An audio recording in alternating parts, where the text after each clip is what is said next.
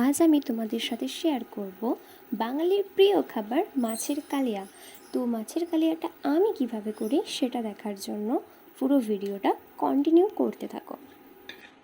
তো প্রথমেই কড়াইয়ে আমি নিয়েছি পরিমাণ মতো তেল, তাতে দিয়ে দিয়েছি অল্প পরিমাণ পাঁচফোড়ন, একটা তেজপাতা, সব কিছু কুচিয়ে রাখা টমেটো করে নাড়াচাড়া করে নেব।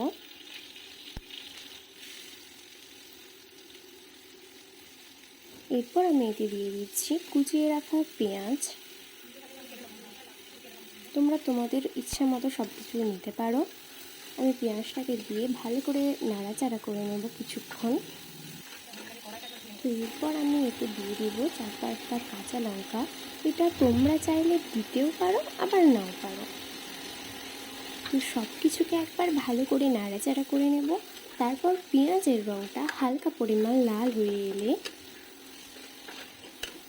এরপর আমরা যে আদা রসুন বাটার যে পেস্টটা করে রেখেছি তাতে দিয়ে দিলাম পরিমাণ মতো জিরে গুঁড়ো, ধনে গুঁড়ো, পরিমাণ মতো হলুদ গুঁড়ো, এরপর দিয়ে দিলাম পরিমাণ মতো লঙ্কা গুঁড়ো,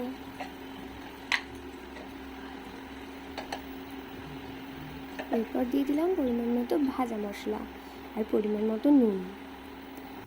সব কিছুকে একসাথে রেডি করার পরে তোমরা চাইলে কড়াইয়ে আলাদা আলাদাভাবেও সব কিছু দিতে পারো, কিন্তু এখানে আমার সুবিধার্থে আমি সব কিছু একসাথে মিশ্রণটা নিয়ে নিলাম।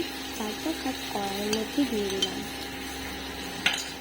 এরপর আমি পেঁয়াজ, আদা রসুন বাটার পেস্ট, তার সাথে মশলা সব কিছুকে একসাথে ভালো করে নাড়াচাড়া করে নেব।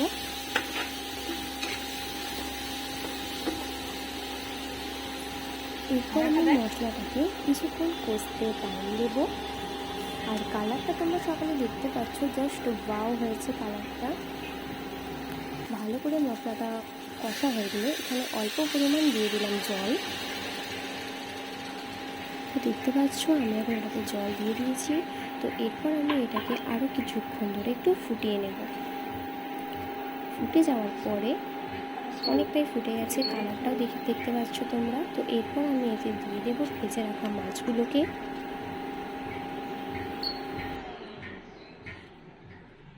মাছগুলো দিয়ে আমি খানিকক্ষণ ফুটিয়ে নেব।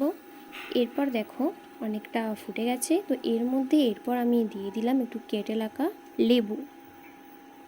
তো এটা চাইলে তোমরা কেউ দিতে পারো আবার নাও পারো। তো তোমরা এখন কালারটা দেখতেই পাচ্ছ কতটা সুন্দর হয়েছে। এরপর আমাদের মাছের কালিয়া একদম পুরোপুরিভাবে রেডি। তো আমার এই মাছের কালিয়ার রেসিপি তোমাদের কেমন লাগলো কমেন্টে সবাই অবশ্যই জানিও। ভিডিওটা এখানেই শেষ করছি।